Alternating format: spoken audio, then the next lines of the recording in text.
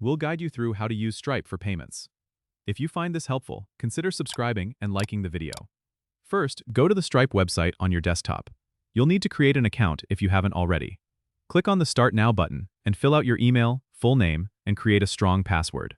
Once your account is set up, navigate to the dashboard. Here, you can see an overview of your payments, balances, and more.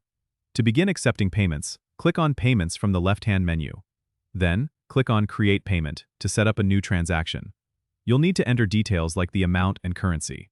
Next, you need to set up your payment methods. Click on Settings from the left-hand menu, and then Payment Methods.